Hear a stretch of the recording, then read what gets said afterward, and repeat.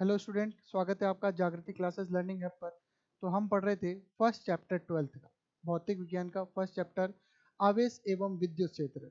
उसी कड़ी में अपन क्या पढ़ चुके थे, वापस अगर पुनः देखें तो बल पढ़ चुके, कूलॉम का नियम पढ़ चुके, विद्युत क्षेत्र पढ़ चुके और विद्युत द्विध्रुव पढ़ना अपन ने स्टार्ट किया था। विद्युत द्विध्रुव में अपन ने क्या पढ़ा, पहला अक्ष पर विद्युत क्षेत्र, अक्ष पर विद्युत क्षेत्र का डेरिवेशन किया। नेक्स्ट जो अपन पढ़ने वाले हैं, ध्यान से देखिए, कल अपन ने लास्ट क्लास में ये देख लिया था, ये पर देख लिया था। इसका फाइनल आंसर अपना आया था, मैं इधर लिख लेता हूँ, E इक्वल्स टू 2K, छोटा ध्यान रखना, 2KP बट्टा R क्यूब, ठीक है, और P सदिश है, ठीक है। ये अपना आंसर आया था। ये आपको याद हो जाना चाहिए, 2KP बट्टा R क्यूब। KP में याद रखते हैं तो क्या होता है, इजी ये रहता है कि सीधा कम याद करना पड़ता है, 1/4 पे एप्सिलॉन नॉट थोड़ा लंबा याद करना पड़ता है, बात आ रही समझ में, बस इतना फर्क है। और जब भी आप ये के लिखोगे तो निश्चित रूप से आप बाद में जरूर ये बताओगे कि के क्या है, 1/4 पे एप्सिलॉन नॉट, ये बताना पड़ेगा। क्लियर, बात आ रही समझ में। मैं के को छोटा के क्यों बोल रहा हूँ, क्योंकि बाद में आगे जाके बड़ा के आएगा, क्या आएगा, बड़ा के आएगा। ये जो बड़ा के है ये परावैद्युतांक है, क्या है भाई, परावैद्युतांक। और ये परावैद्युतांक होता है, तो इसलिए छोटे और बड़े में कंफ्यूज मत हो। क्लियर है भाई। और ये बड़ा के, ये हमेशा ध्यान रखना, ये एप्सिलॉन नॉट से गुणा होता है। कहीं पे भी आप देखो सूत्र आपको नॉर्मल आता है, आप जहां एप्सिलॉन नॉट है उससे गुणा कर दो बस, ये आपको याद रखना है। मतलब एप्सिलॉन नॉट जो है ना, एप्सिलॉन नॉट का ये दोस्त होता है, तो ये हमेशा उसके साथ रहता है। अरे बात आ रही कि नहीं समझ में। कहीं पे परावैद्युतांक का कोई सवाल आ गया और आपको एप्सिलॉन नॉट का सूत्र पता है, आपको पता नहीं है कि के का क्या करना है, तो के को एप्सिलॉन नॉट से गुणा, एप्सिलॉन नॉट के पास रख दो बस। क्लियर। जैसे फॉर एग्जाम्पल, मैं पहले बता चुका हूँ, ये वापस बताता हूँ। जैसे बल का सूत्र होता है 1/4 पाई एप्सिलॉन नॉट Q1 Q2 बट्टा R स्क्वायर, ये होता है। तो के यहाँ आएगा अगर के होगा तो। अरे बात आ रही समझ में, के नहीं होगा तो के की जगह एक आएगा, ठीक है भाई, ये आपको ध्यान रखना। तो एप्सिलॉन नॉट के साथ के आता है हमेशा, ये ध्यान रखना। इस सूत्र में नहीं, अगले चैप्टर में अपन धारिता पढ़ेंगे, एप्सिलॉन नॉट A बटा D, ये सूत्र आएगा। अभी किसी ने पढ़ा हो तो आपको ध्यान होगा, क्या आएगा, एप्सिलॉन नॉट A बटा D। इसमें भी क्या होगा कि एप्सिलॉन नॉट से गुणा होगा के। अरे बात है समझ में, अगर परावैद्युतांक हो तो। क्लियर। अगले चैप्टर में आएगा, जब आएगा तब देखेंगे। तो मैंने यहाँ आपको शाब्दिक अर्थों में बता दिया। मान के चलो कंपटीशन का एग्जाम दे रहे हो, 4 अरब सद आते हैं, तो आपको इतना पता हो जाना चाहिए कि एप्सिलॉन नॉट के साथ ही क्या आएगा। ठीक है भाई, क्लियर। चलो अब बढ़ते अपन आगे। ये डेरिवेशन ये यहाँ तक ले लेते हैं अपन, ठीक है। नेक्स्ट जो है विषुवतीय तल, मैंने बताया था निरक्ष पर, तो हेडिंग डालो, हेडिंग डालो साथ के साथ, फिर मैं इसको समझाता भी जाऊंगा।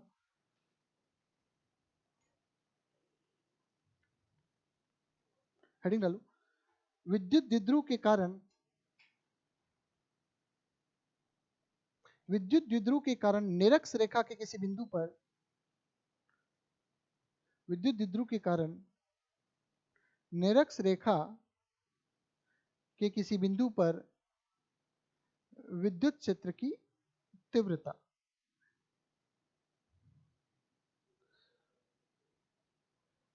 विद्युत द्विध्रुव के निरक्ष रेखा के किसी बिंदु पर विद्युत क्षेत्र की तीव्रता। क्लियर भाई, ठीक है यहाँ तक। चले अब देखो ध्यान से, पूरी कहानी जो आपने हेडिंग डाली थी कल, वो एज इट इज डालना शुरू करो। क्या हेडिंग डाली थी, चित्रानुसार एक विद्युत द्विध्रुव है, ठीक है, लिखो भाई, हाँ तो पूरा लिखो, लिखो, मैं रिपीट करता हूँ, वो एज इट इज आप लिखो, 2 लाइनों तो लिखो, फिर मैं बताता हूँ, या पूरा लिखो, वापस वही चीजें लिखो, चित्रानुसार एक विद्युत द्विध्रुव ए भी है, चित्रानुसार एक विद्युत द्विध्रुव ए भी है, जिसके बिंदु ए व बी पर क्रमशः, जिसके बिंदु ए व बी पर क्रमशः प्लस क्यू तथा माइनस क्यू आवेश स्थित है,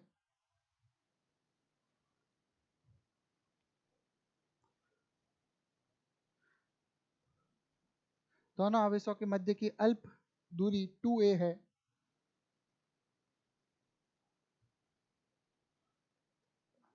यहां तक लिखना है, फिर एक लाइन मैं खुद लिखा था, ठीक है। यहां तक लिखा, फिर मेरे को बता देना भाई, हाँ हो गया आपका, हो गया यहां तक।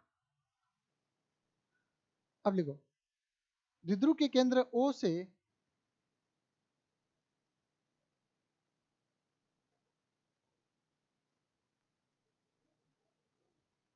द्विध्रुव की निरक्ष रेखा पर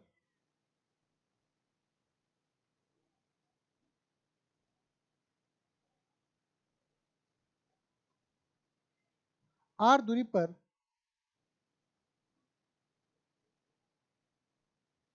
R छोटा लिखना है, R दूरी पर विद्युत क्षेत्र ज्ञात करना है।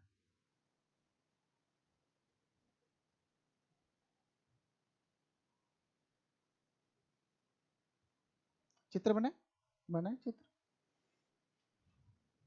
ठीक है। चित्र वैसे कुछ ऐसा ही होगा, ठीक है। तो बनाना शुरू करते हैं।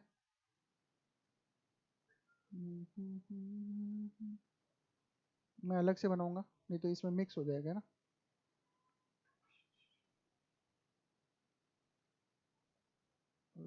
अब आ गया अपने पास जगह, ठीक है। चलो, तो चित्र बनाता हूँ मैं अपने तरीके से। ये प्लस आवेश, ठीक है, ये माइनस आवेश, ये सेंटर O, यहाँ से ये निरक्ष, ये बिंदु, ये निरक्ष रेखा है, निरक्ष रेखा पर बिंदु P लिया। तो देखते जाना ध्यान से, ये प्लस क्यू आवेश, ये माइनस क्यू आवेश, ये दूरी A है और ये दूरी भी A है, ठीक है भैया। तो दिक्कत नहीं, निरक्ष रेखा पे ये दूरी कितनी है, R, ठीक है। ये विद्युत द्विध्रुव बना हुआ है, ठीक है। अब ये R है तो इसको आप भले ही डॉटेड लाइनें ले सकते हो, ठीक है, क्लियर। ये पूरा एक्चुअल है, डॉटेड लाइन ले सकते हो। अब मैं क्या कर रहा हूँ, कलर चेंज कर रहा हूँ। इसके कारण विद्युत क्षेत्र निकालना बिंदु P पर, तो क्या कैसे निकलेगा, यहाँ से जाएगी सीधी रेखा ऐसे, जाएगा कि नहीं जाएगा विद्युत क्षेत्र। प्लस आवेश से विद्युत क्षेत्र हमेशा दूर की तरफ होता है, और इससे विद्युत क्षेत्र कहाँ होगा, अंदर की ओर। अरे समझ में आया कि नहीं आया। प्लस से तो दूर की ओर, माइनस से अंदर की ओर। माइनस में ये आ रही है ना, विद्युत क्षेत्र रेखा घुसेगी इसके अंदर, ठीक है। इसके कारण विद्युत क्षेत्र मान लिया अपन ने क्या है, E1 है, क्या है, E1 है। इसके कारण विद्युत क्षेत्र मान लिया E2 है, कल वाले जैसे ही E1 E2 कर लिया अपन ने। अब आप यहाँ पे देखिए, अगर सुनिएगा, ये दूरी है R, ये दोनों भुजाएं A है, तो ये कौन सा त्रिभुज हुआ, सर्वांग सम, सर्वांग सम हुआ। ध्यान से देखना, ये चीजें यहाँ पे समझ में नहीं आती, फिर बच्चे रटते हैं, ठीक है। अगर ये कोण मान लो फॉर एग्जाम्पल थीटा है, क्लियर, तो ये कोण भी कितना होगा, थीटा। और मान लो अगर मैं यहाँ पे एक रेखा बना दूं बीच में, तो अगर ये थीटा है, सुनिएगा ध्यान से, तो ये जेड बन रहा है, जेड बन रहा है, तो ये कितना होगा, थीटा। अरे क्लियर है कि नहीं है। और अगर ये समांतर रेखा है, ये थीटा है, तो ये कितना होगा, ये भी थीटा। अरे थीटा थीटा में कोई समझ में दिक्कत आई तो बताओ। देखो आया समझ में, अरे पक्का, पक्की बात दिमाग में घुसा। ये थीटा है, ये थीटा है, मैंने बता दिया। अगर ये थीटा है तो ये जेड बन रहा है, तो थीटा थीटा हो गया। और ये अगर थीटा है तो समांतर रेखाओं में कट होता है, तो ये थीटा। अरे क्लियर है कि नहीं है। या आप सीधा इतना कर सकते हो कि अगर ये 2 थीटा है तो बहिष कोण टोटल 2 थीटा है, ठीक है। बहिष कोण टोटल 2 थीटा हो गया। यहाँ तक किसी को कोई तकलीफ नहीं होनी चाहिए, ठीक है भाई, चित्र में। चलो बहुत बढ़िया। अब बढ़ते अपन आगे, अपन क्या करेंगे, अब लेंगे इसके घटक। क्या लेंगे, घटक लेंगे इसके, ठीक है। समझाने के लिए पूरा बताऊंगा, पहले चित्र बनेगा फिर अपन देखेंगे। देखो इस E1 के मेरे को घटक लेने, तो सुनिएगा, इस E1 के मैं घटक लूंगा, तो मैं क्या लूंगा, एक घटक इधर लूंगा, क्या लूंगा बताओ, E1 का cos थीटा, थीटा के पास वाला cos थीटा होता है, और जो खड़ा होगा वो क्या होगा, E1 का sin थीटा। बहुत बढ़िया, बहुत बढ़िया। अब इस E2 के घटक लूंगा, तो एक घटक इधर जाएगा, क्या आएगा, कलर चेंज कर लूं, इसका ग्रीन घटक मान लूं, ये कितना हो जाएगा, E2 cos थीटा। और नीचे की तरफ एक घटक आएगा, ये आएगा E2 sin थीटा। बोलो बोलो जय बाबेरी। समझ में आया यहाँ तक, ठीक है, सबको, सबको आया भाई। देखो यही मेन है, ये उससे कठिन है, अगर पेपर आसान बनाना होगा तो अक्स वाला आएगा, पेपर कठिन बनाना होगा तो निरक्स वाला आएगा, ये ध्यान रखना, ठीक है। और निरक्स के साइड में एक लिख देना विषुवत रेखा। निरक्स का मतलब क्या होता है, तो आपको समझ में आया मतलब निरक्स है विषुवत रेखा है, बात एक ही है, ठीक है, क्लियर। इसको अब मैंने छोटा कर दिया ताकि अब अपने आसान रहेगा, ठीक है। अब देखो, अब कहानी क्या डालेंगे, समझ में आया चित्र। अब होगा क्या कि देखो E1 और E2 अपन क्या करेंगे, बराबर सिद्ध कर देंगे, क्या कर देंगे, बराबर सिद्ध कर देंगे, E1 E2 बराबर हो जाएगा। तो मैं इसको अब साथ में देखते जाना, पहले पहले लिख रहा हूँ फिर छाप लेना आप साथ के साथ, ठीक है। अभी पहले मैं जल्दी जल्दी लिख रहा हूँ, देखते जाना। प्लस क्यू, कलर चेंज करता हूँ, प्लस क्यू आवेश के कारण बिंदु P पर क्या विद्युत क्षेत्र क्या हो जाएगा, E1 बराबर होगा, ठीक है। एप्सिलॉन नॉट में लेते हैं तो क्या हो जाएगा, K, ठीक है, Q प्लस है तो बटा दूरी का स्क्वायर। अब इसकी और इसकी, अरे इसकी इससे दूरी दूरी निकालनी, अरे एक और समस्या होगी, ये A है ये R है, देखो समकोण बन रहा है, तो क्या हो जाएगा ये दूरी R square plus A square का अंडर, ये हो जाएगा। अरे क्लियर है कि नहीं है। अब मेरे को क्या चाहिए, इस दूरी का स्क्वायर चाहिए, तो मैं इसका स्क्वायर करूंगा, तो देखो ध्यान से, इसका स्क्वायर करूंगा तो क्या आ जाएगा, अरे आएगा कि नहीं आएगा, तो मैं सीधा लिखूं R square plus A square, बोलो आया कि नहीं आया समझ में, क्लियर। वीमा का ध्यान रखना, आया कि नहीं आया समझ में। ये अंडरूट वाला था, इसका स्क्वायर आएगा के क्यू बट्टा आर स्क्वायर, सूत्र साइड में लिख दो, भूल जाओ तो कभी ऐसे लिख दिया करो, के क्यू बट्टा विद्युत क्षेत्र का, तो के की जगह ये आ गया, क्यू आ गया, आर स्क्वायर मतलब दूरी का स्क्वायर, वीमा मैच करो, मीटर स्क्वायर होता है बट्टे में, आ रहा है मीटर स्क्वायर। बच्चे गलती करते हैं यहाँ पे, इसलिए मैं बार बार बता रहा हूँ, ध्यान रखना, समझ में आ रही बात। बच्चे क्या करते हैं, यहाँ पे क्या लिखेंगे कुछ बच्चे, मैं यहाँ मिटा दूंगा, इधर लिखता हूँ, ठीक है। ये माने बच्चे ऐसे लिखते हैं, के क्यू बट्टा अंडरूट में R square plus A square, ऐसे उनको याद ऐसे ही रहता है, या कुछ ना कुछ तो था अंडरूट वाला, ऐसे लिखा। तो आप देखो इसकी वीमा हुई मीटर स्क्वायर और उसका अंडरूट हुआ, तो मीटर ही बचा ना, एक्चुअल में वीमा मीटर स्क्वायर आती है। अरे बात आ रही कि नहीं आ रही समझ में, तो ये क्या हो जाएगा गलत। अरे बात आ रही कि नहीं आ रही समझ में, तो फॉर्मूले में वीमाओं का ध्यान रखा करो, एक्चुअल वीमा नहीं पर उसकी वीमा के अप्रोक्स ध्यान रखा करो, जैसे के क्यू बटा मीटर स्क्वायर होता भाई, तो मेरे आ रहा है के क्यू, अच्छा के क्यू मीटर स्क्वायर, तो ये भी मीटर है ये भी मीटर, हाँ मीटर स्क्वायर सही है।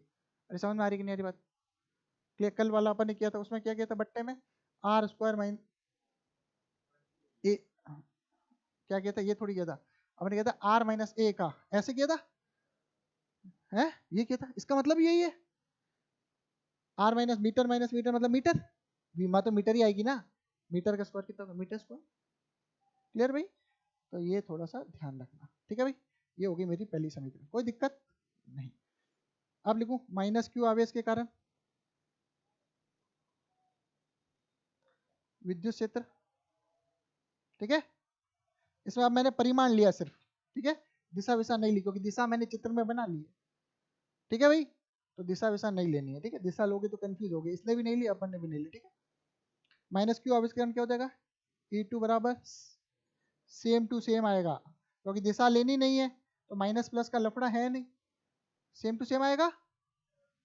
कैसे आएगा, ये दूरी इसकी इससे ये दूरी कितनी होगी बताओ, ये भी R square plus A square का अंडरूट होगी कि नहीं होगी, ये दूरी ये भी वही होगी, समकोण त्रिभुज बन रहा है ये भी, तो एक और दो आ गया।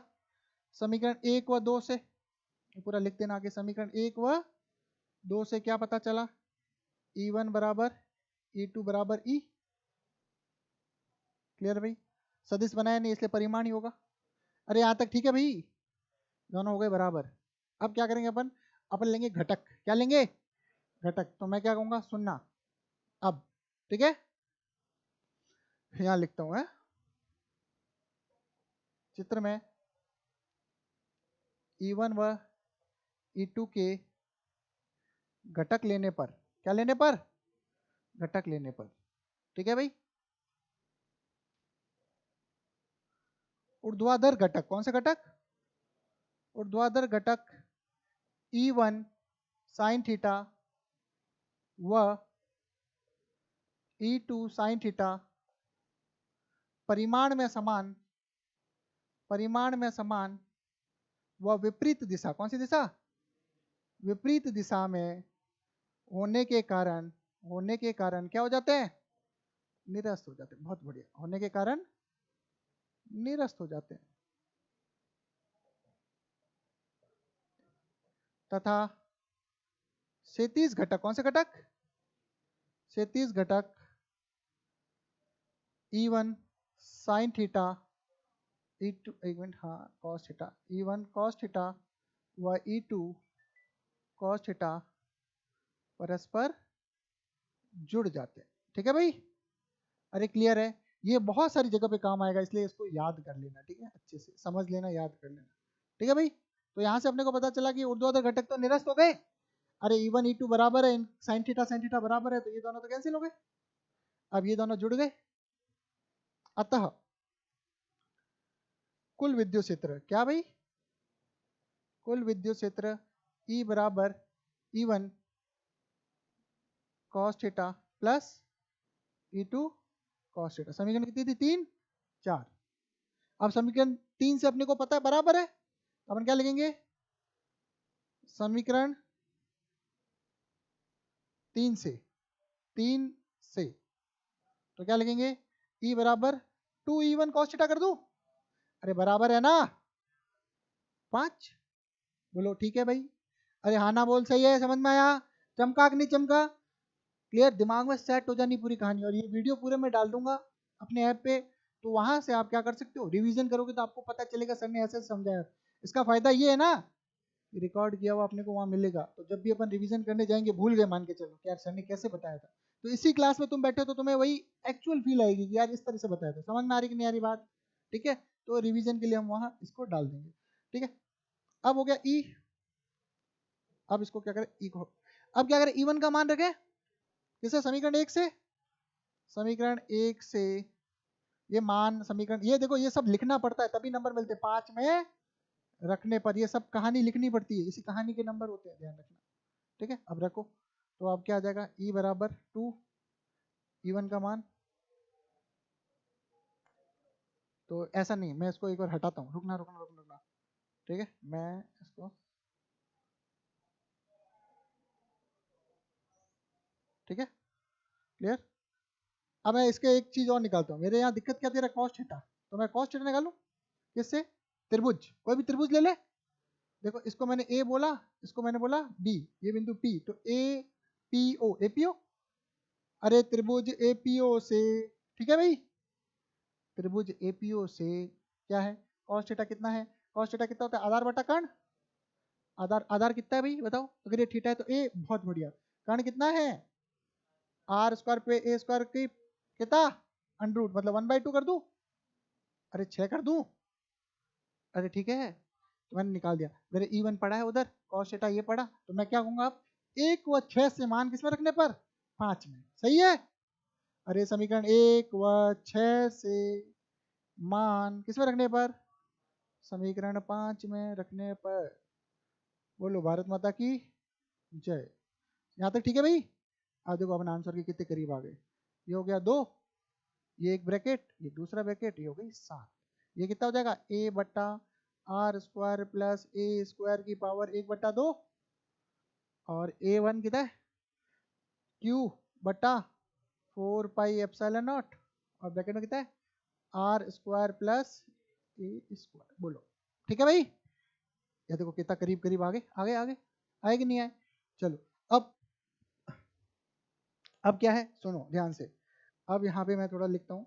देखो मेरे को यहाँ पे सेट करना है, तो सीधा मैं एक तो मामला यही सेट करता हूँ। 2QA मिल गया, मेरे को मिल गया, तो मैं क्या कर रहा हूँ, यहीं पे 2QA को तो P लिख देता हूँ, और इसको सेट कर देता हूँ साथ में। ठीक है, तो मैं लिखूँ E बराबर, मैं लिखता हूँ पहले, चूंकि 2QA बराबर P रखने पर है, ऐसे कर लिख दूँ। तो E बराबर कितना हुआ? 2, ये तो हो गया P बट्टा, ये हो गया 4 पाई एप्सिलॉन नॉट, और ये कितना हो जाएगा? R square plus A square की पावर, एक बार तो 1 है और एक बार आधा है, मतलब कितनी है? डेड है ना, मतलब 3/2। सही है? सही बोल रहा हूँ मैं? ये हो गई।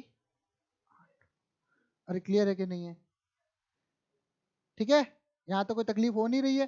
फिर अपन क्या कहेंगे, फिर यहाँ बीच में लिख देते हैं, ठीक है, चूंकि r बहुत ज्यादा है a से, है ना, इसलिए a स्क्वायर को नगण्य मानने पर है। अरे ठीक है, नगण्य मानने पर, अगर इसको नगण्य मानेंगे तो अब ये कितना आ जाएगा बताओ, ये आ जाएगा p बट्टा 4 पाई एप्सिलॉन नॉट। अरे क्लियर, देखो a स्क्वायर 0 हो गया तो r स्क्वायर की पावर 3 बटा 2, 2 से 2 कटा तो 3 r क्यूब। अरे ठीक है कि नहीं है, इसको मैं ऐसे लिख सकता हूँ, इसको मैं ऐसे भी लिख सकता हूँ, के पी बट्टा आर क्यूब, कितना हुआ 9। ये हो गया आपका फॉर्मूला। अब एक और सदिश रूप में लास्ट इसके साथ खत्म करता हूँ ताकि आप लिख भी पाओ। सदिश रूप में, किसमें, सदिश रूप में ई सदिश बराबर, ध्यान से देखना, p बट्टा 4 pi epsilon naught R cube. अब आप, हाँ हाँ, p के ऊपर सदिश हो जाएगा और दिशा देखो, माइनस से प्लस, इसकी दिशा तो इधर है। अरे इधर देखो, p की दिशा तो किधर है, इधर है, लेकिन सदिश की दिशा कहाँ है, इधर है। विद्युत क्षेत्र की दिशा इधर है, p की दिशा इधर, मतलब विपरीत दिख रही है चित्र से, तो सीधा अपन चित्र के अकॉर्डिंग क्या लगा देंगे यहाँ पे, माइनस। ठीक है, रेड मार्कर में लिख दूं, ये हो गया माइनस। ठीक है, और इसको मैं क्या लिख सकता हूँ, माइनस का के पी बट्टा आर क्यूब। अरे क्लियर है कि नहीं है, ये हो गया फाइनल खत्म। ठीक है, अब इसका क्या बचा, एक छोटा सा ग्राफ बचा है, वो कहीं मैं घुसा दूंगा, समझ में आ जाएगा आपको। ठीक है भाई, छोटा सा लास्ट ग्राफ यहाँ बना देता हूँ ताकि पूरा खत्म हो जाए। ई व आर में, अरे ई व आर में कल बनाया था एक ग्राफ, याद करो, ई व आर कैसा बनेगा। ठीक है, इसको कहते हैं, इस ग्राफ को आयताकार अति परवलय। ठीक है, पर आप ऐसा बना देना। ठीक है भाई, क्लियर, चलो बनाओ, लिखो। है? हाँ, पहले यह चित्र बनाओ, फिर ये कहानी, फिर ये कहानी, और फिर ये बीच वाली कहानी, और फिर लास्ट में ये चित्र।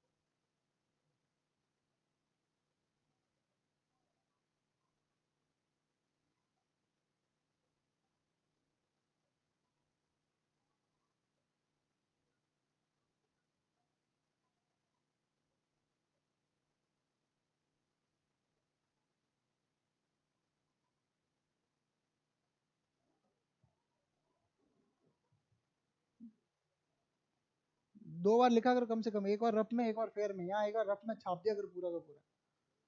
जितना ज्यादा लिखोगे उतना आपकी अच्छी प्रैक्टिस होगी, ध्यान रखना।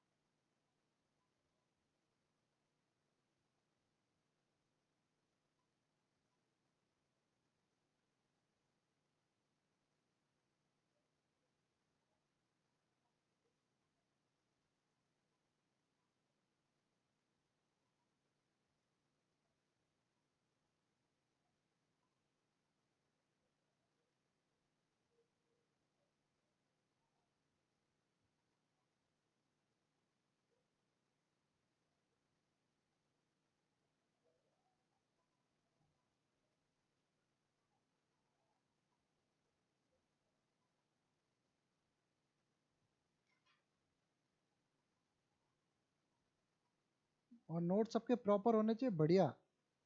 ठीक है, ये ध्यान रखना। अच्छे से जमा जमा के नोट्स, पहले जो टॉपिक पढ़ा दिए उसके भी।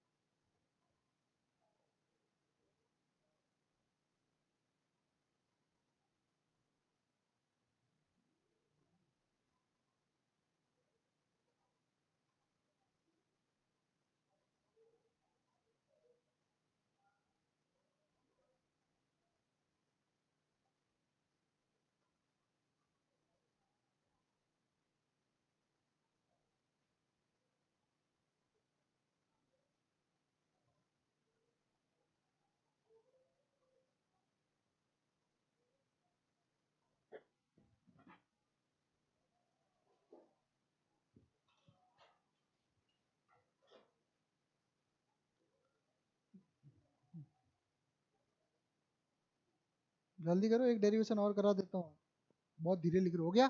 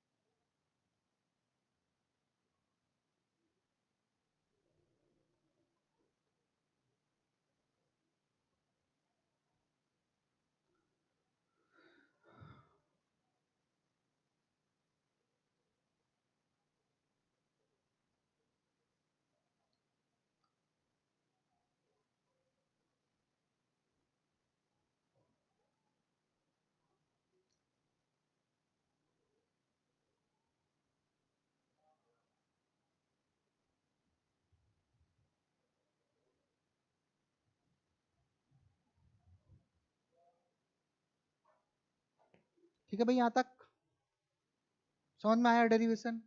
बड़ा आराम से बताया, पहले समझाया फिर लिखवाया। मेरे हिसाब से अब आपको इसमें दिक्कत नहीं होनी चाहिए। मैंने ये बता दिया, पेपर आसान बनाना होगा, अक्स आएगा, पेपर थोड़ा कठिन बनाना होगा, निरक्स आएगा, क्योंकि निरक्स का डायग्राम बनाने में थोड़ी कठिनाई होती है। क्लियर? ठीक है।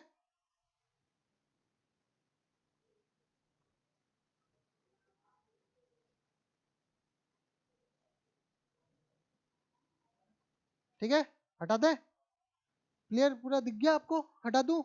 पूरा साफ हो जाएगा, ध्यान रखना है, इसमें सेव नहीं होगी फाइल। ये हटा दिया। ठीक है,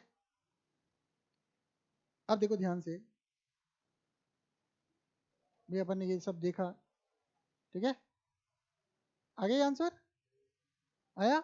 देखो, एक चीज मैं बताता हूँ, आप लोग समझ पाओगे नहीं पाओगे मुझे नहीं पता। देखो एक चीज बताता हूँ, भाई कौन है?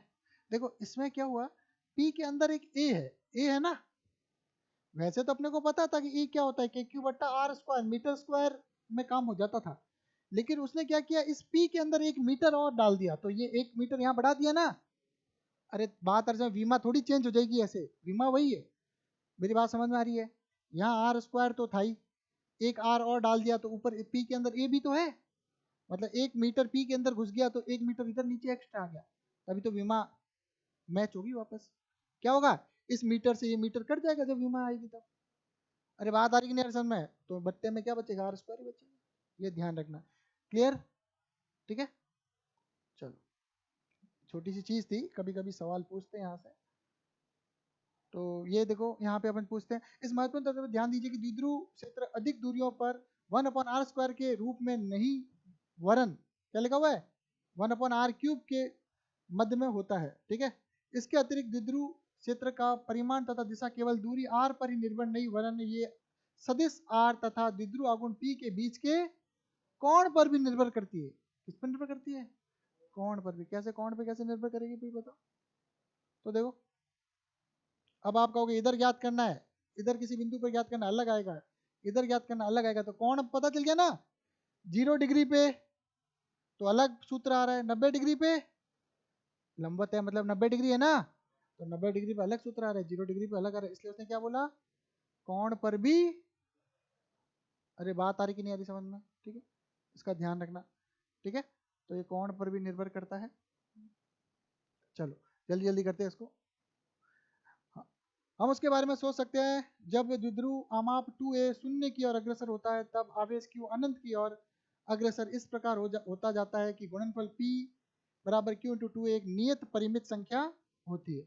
उसने कहा कि ये जो संख्या है, इसमें अगर अपन इसको जितना अल्प मानेंगे q उतना ही बढ़ता रहेगा, मतलब p एक नियत है। क्या है, जब भी अपन सॉल्व करेंगे तो p को क्या मान के चलेंगे, नियत कांस्टेंट मान के चलेंगे, नियत परिमित संख्या। इस प्रकार के द्विध्रुव को बिंदु द्विध्रुव कहते हैं। क्या कहते हैं भाई, मतलब बहुत कम जगह पे दोनों आवेश है। बिंदु द्विध्रुव का मतलब क्या है, बहुत दोनों आवेश बहुत कम जगह पे है। किसी बिंदु द्विध्रुव के समीकरण मानो सकते हैं, तो छोड़ो कोई दिक्कत नहीं।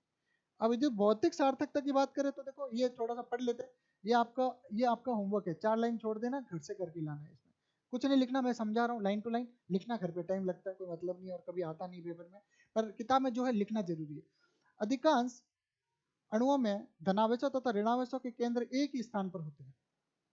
जैसे मान के चलो मैं कहूं, दो चीजें बताऊं, ध्रुवीय अणु, ठीक है, मैं बताऊं अणु, ठीक है, ध्रुवीय और अध्रुवीय। ठीक है, ध्रुवीय में क्या होते हैं, दो ध्रुव होते हैं, ठीक है, जैसे H2O, जैसे, ठीक है, H H और ऐसे होता है वो, ऐसा कुछ होता है H2O। बात आ रही समझ में? तो ये क्या है, अलग है। CO2 कैसे होता है बताओ, C ऐसे, O ऐसे, ऐसे, CO2 ये कैसा है, अध्रुवीय, मतलब इसमें दो ध्रुव नहीं है, इसमें प्लस और माइनस दोनों एक ही बिंदु पर केंद्रित होते हैं। इसमें प्लस और माइनस क्या होते हैं, अलग अलग केंद्रित होते हैं। मान के चलो यहाँ माइनस होता है तो ये प्लस और ये प्लस, ऐसे मान। अरे क्लियर है कि नहीं है, बात आ रही समझ में? तो सुनना, कुछ अणु ऐसे होते हैं जिनमें कोई ध्रुव नहीं होता, दोनों के प्लस और माइनस एक ही जगह पे होते हैं, प्लस और माइनस एक ही जगह पे केंद्रित होते हैं, वो क्या कहलाते हैं, अध्रुवीय, मतलब ध्रुव है ही नहीं, एक ही जगह पे तो ध्रुव नहीं है। कुछ ऐसे अणु होते हैं जिनके प्लस और माइनस अलग अलग होते हैं, उन्हें क्या कहते हैं, ध्रुवीय अणु कहते हैं।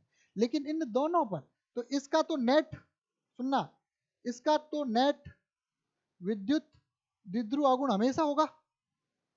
अरे विद्युत द्विध्रुव आघूर्ण होगा ना, और इसका क्या होगा, नेट विद्युत द्विध्रुव आघूर्ण क्या होगा, जीरो।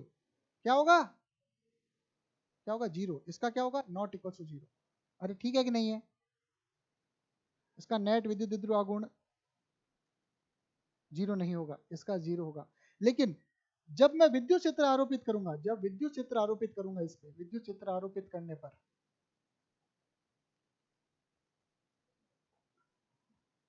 इसका नेट विद्युत द्विध्रुव आघूर्ण जो है वो क्या हो जाएगा, बढ़ जाएगा। क्लियर? और इसका नेट विद्युत द्विध्रुव आघूर्ण भी बढ़ जाएगा, जीरो से बढ़ जाएगा, दोनों के बढ़ जाएगा। उसका जितना था उससे बढ़ जाएगा, इसका जीरो था तो जीरो से बढ़ जाएगा। अरे बात आ रही कि नहीं समझ में?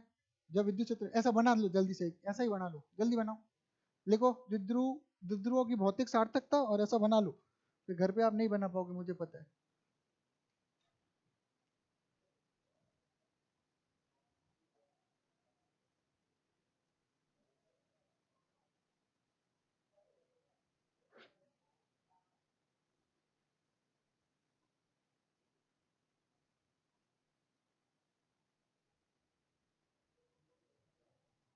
ऐसे नोट्स हमेशा ऐसे ही बनते हैं, ध्यान रखना। पूरी पूरी कहानी एज इट इज लिखो, वो नोट्स नहीं होते, वो तो सब जगह ही पढ़ा है।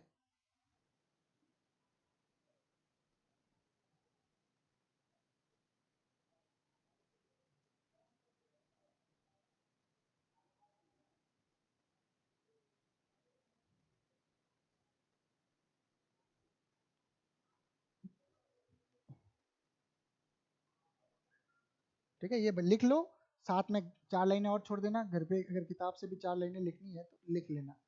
ठीक है, ये आगे अपने काम आएगा अगले चैप्टर में, इसलिए मैंने यहाँ बता दिया। ये अगले चैप्टर में काम आएगा, इस चैप्टर में काम का नहीं है, वैसे अगले चैप्टर में पूरा वापस ही है।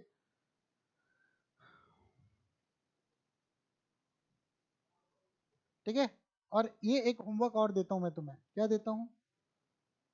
ये 10 एग्जाम्पल हो चुके अपने, कितने? 10। तो ये 10 आप करके लाओगे। ठीक है, और नहीं आएगा तो मैं सारे रैपिड सॉल्व कराऊंगा। ठीक है भाई, क्लियर?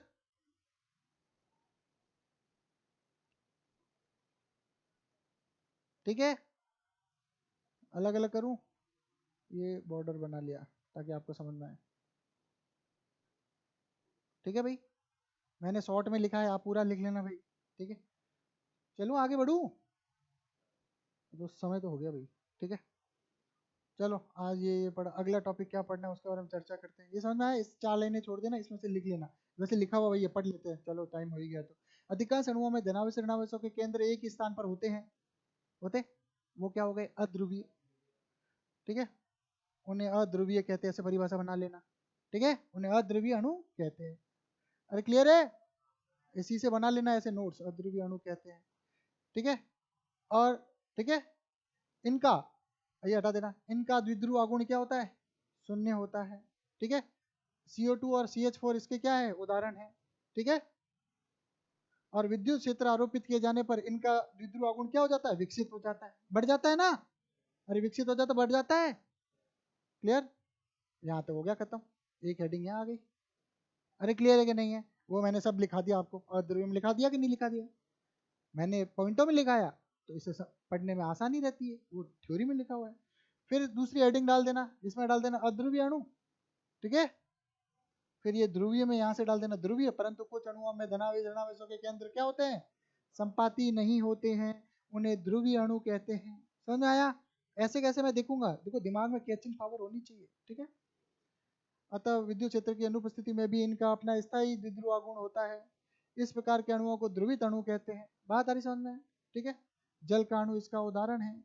और फिर ये लाइन ऐसे लिखते हैं, विविध पदार्थ विद्युत क्षेत्र की अनुपस्थिति और उपस्थिति में विभिन्न प्रयोग दर्शाती है। ठीक है, ऐसा लिख देना। ठीक है, मैं हटा रहा हूँ इसको सबको। इधर है क्या इस बार? चलो, एक ये उदाहरण है, देख लेना, इसको एक बार करना आराम से। नहीं आए तो अपन बैठे हैं, बता देंगे। बस ये देखो, लंबा चौड़ा है। ठीक है, अगर इसका प्रोसीजर देखना, समय लगेगा इसको करने में, 10 5 10 8 10 मिनट लगेंगे, पर तसल्ली से करना। ठीक है, जैसा इसने किया हुआ, एक और उदाहरण समझ लेना भाई, इतना बड़ा पेपर में आता नहीं है। अब अगला टॉपिक है अपना, एक समान बाह्य विद्युत क्षेत्र में द्विध्रुव। क्लियर? एक समान बाह्य विद्युत क्षेत्र में द्विध्रुव। ठीक है, तो इसमें क्या होता है? एक द्विध्रुव है जो एक समान विद्युत क्षेत्र के अंदर रखा हुआ है।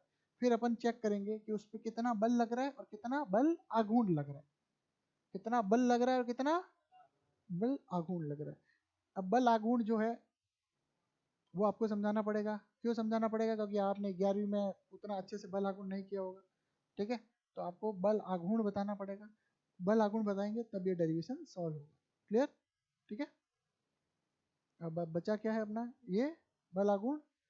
अब फिर आ जाता है गाउस के नियम से पहले की शुरुआत।